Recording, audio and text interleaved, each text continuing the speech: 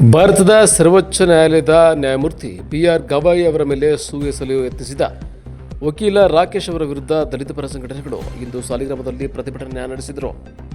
ಕರ್ನಾಟಕ ದಲಿತ ಸಂಘರ್ಷ ಸಮಿತಿ, ಕರ್ನಾಟಕ ರಾಜ್ಯ ಆದಿದ್ರಾವಿಡ ವಿದ್ಯಾರ್ಥಿಗಳ ಸಂಘ ಮತ್ತು ಕರ್ನಾಟಕ ಭೀಮ್ ಸೇನೆ ವತಿಯಿಂದ ಭಾರತದ ಸುಪ್ರೀಂ ಕೋರ್ಟ್ನ ಮುಖ್ಯ ನ್ಯಾಯಮೂರ್ತಿಗಳಾದ ಬಿ.ಆರ್. ಗವಾಯಿ ಅವರ ಮೇಲೆ ವಕೀಲ ರಾಕೇಶ್ ಕುಮಾರ್ ಎಸೆಯುವ ಪ್ರಯತ್ನ ಮಾಡಿರುವ ಅಮಾನವೀಯ ಘಟನೆಯನ್ನು ತೀವ್ರವಾಗಿ ಖಂಡಿಸಿದರು. ಈ ದುರ್ಘಟನೆ ಕೇವಲ ನ್ಯಾಯಮೂರ್ತಿಗಳಾದ ಬಿ.ಆರ್. ಗವಾಯಿ ಅವರ ಮೇಲಿನ ದಾಳಿಯಲ್ಲ, ಈ ದೇಶದ ಪ್ರಜಾಪ್ರಭುತ್ವ ಮತ್ತು ಸಂವಿಧಾನದ ಉನ್ನತ ಹುದ್ದೆ ಮೇಲೆ ಹಾಗೂ ನ್ಯಾಯಾಂಗದ ಘನತೆ ಮತ್ತು ವ್ಯವಸ್ಥೆ ಮತ್ತು ಆಡಳಿತದ ಮೇಲಿನ ದಾಳಿ. ಇಂತಹ ದಾಳಿಗಳು ನ್ಯಾಯಾಂಗದ ಗೌರವ ಮತ್ತು ಪ್ರಜಾಸತ್ತಾತ್ಮಕ ಮೌಲ್ಯಗಳಿಗೆ ಧಕ್ಕೆ ತರಲು ಕಾರಣವಾಗುತ್ತಿವೆ. ಈ ಅವಿವೇಕಿ ವಕೀಲ ರಾಕೇಶ್ ಅವರನ್ನು ಕಾನೂನಿನ ಅಡಿಯಲ್ಲಿ ಬಂಧಿಸಬೇಕು ಮತ್ತು ಕೂಡಲೇ ಇವರಿಗೆ ಕಾನೂನಾತ್ಮಕವಾಗಿ ಶಿಕ್ಷೆ ನೀಡಬೇಕೆಂದು ಇಂದು ಸಾಲಿಗ್ರಾಮದಲ್ಲಿ ತಹಸೀಲ್ದಾರ್ ಅವರಿಗೆ ಸಾಂಕೇತಿಕವಾಗಿ ಪ್ರತಿಭಟನೆ ಮಾಡುವ ಮೂಲಕ ಮನವಿಯನ್ನು ಸಲ್ಲಿಸಲಾಯಿತು. ಪ್ರತಿಭಟನೆಯಲ್ಲಿ ಜಿಲ್ಲಾ ಸಂಚಾಲಕ ಕಳ್ಳಿಮುದನಹಳ್ಳಿ ಚಂದ್ರು, ತಾಲೂಕು ಸಂಚಾಲಕ ಸುಧಾಕರ್ ಸಿಗವಾಳು, ಗೋವಿಂದರಾಜ್, ದಡದಳ್ಳಿ ಪ್ರೀತಂ ಮತ್ತು ಕರ್ನಾಟಕ ಭೀಮಸೇನೆ ತಾಲೂಕು ಅಧ್ಯಕ್ಷ ಮನೋಜ್, ಕಾರ್ಯದರ್ಶಿ ರಘು ರಾಂಪುರ, ಪಶುಪತಿ ಸೋಮಶೇಖರ್, ಲಕ್ಕಿಕುಪ್ಪೆ ರಮೇಶ್ ಸೇರಿದಂತೆ ಇನ್ನಿತರರು ಹಾಜರಿದ್ದರು. ಇವತ್ತು ನಾವು ಭಾರತದಲ್ಲಿ ಸಂವಿಧಾನನ ನಮಗೆ ನಾವೇ ಅರ್ಪಿಸ್ಕೊಂಡು ಇವತ್ತು ಸಂವಿಧಾನದ ಚೌಕಟ್ಟಿನಡಿ ಎಲ್ಲ ಕೆಲಸ ಮಾಡ್ತಾಯಿದ್ದೀವಿ.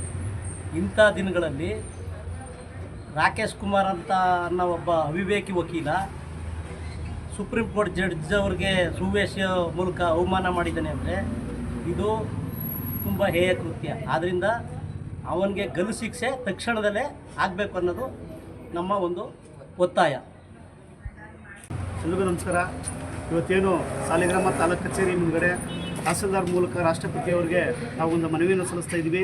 ಈ ವಿಚಾರ ಏನಂತಂದರೆ, ಮೊನ್ನೆ ನಡೆದಂಥ ಸುಪ್ರೀಂ ಕೋರ್ಟ್ ಜಡ್ಜ್ ಮೇಲೆ ಒಬ್ಬ ಲಾಯರು ಒಂದು ಎಸೆಯುವಂಥ ಕೆಲಸವನ್ನು ಮಾಡಿ ಅವಮಾನ ಮಾಡಿರುವಂಥದ್ದು ಈ ಕಾನೂನು ಬಾಹಿರವಾದಂಥ ಘಟನೆ ಇದು.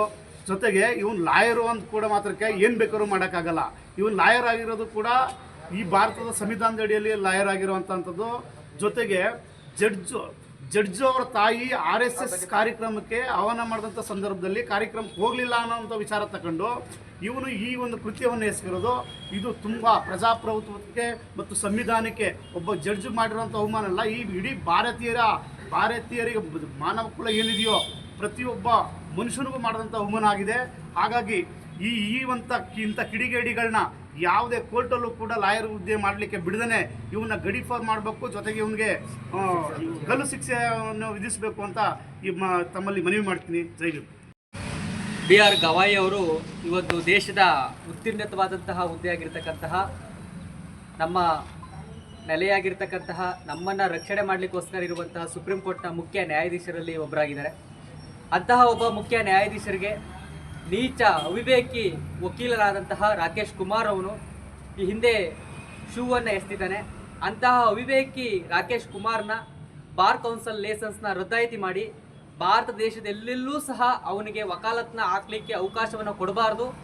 ಅವನು ಇಂತಹ ನೀಚ ಕೆಟ್ಟ ಕೆಲಸವನ್ನು ಮಾಡಿರೋದು, ಅವನು ಮನುವಾದವನ್ನು ಮಟ್ಟ ಹಾಕಲಿಕ್ಕೆ ಇವತ್ತು ಸಂವಿಧಾನ ಇರೋದು. ಅಂತಹ ಮನುವಾದವನ್ನು ಇವತ್ತು ಅವನು ಮಾಡ್ತಾ ಇದೆ, ಮನುವಾದದಲ್ಲೇ ಇನ್ನೂ ಬದುಕ್ತಾ ಇದ್ದಾನೆ ಅಂದರೆ ಅವನೇನು ಶಿಕ್ಷಣ ಪಡ್ಕೊಂಡಿಲ್ವಾ? ಅವನೇನು ವಕೀಲ ವೃತ್ತಿಯನ್ನು ಮಾಡಬೇಕಾದ್ರೆ ಅವನಿಗೆ ಬಾರ್ ಕೌನ್ಸಿಲ್ ಎಕ್ಸಾಮ್ ಮಾಡಬೇಕಾದ್ರೆ ಸುಮ್ಮನೆ ಅವ್ನಿಗೆ ಏನಾದ್ರು ವಕೀಲ ವೃತ್ತಿಯನ್ನು ಕೊಟ್ಟಿದ್ದಾರಾ? ಮೊದಲು ಅವನು ಕಾನೂನನ್ನು ತಿಳ್ಕೊಂಡಿದ್ದಾನ? ಕಾನೂನು ತಿಳ್ಕೊಂಡ್ರೆ ಅಂತಹ ಕಾನೂನನ್ನು ರಕ್ಷಣೆ ಮಾಡುವಂಥ ವ್ಯಕ್ತಿಗೆ ಇವನು ಯಾಕೆ ಶೂವಲ್ಲಿ ಎಸ್ತಿದ್ದಾನೆ?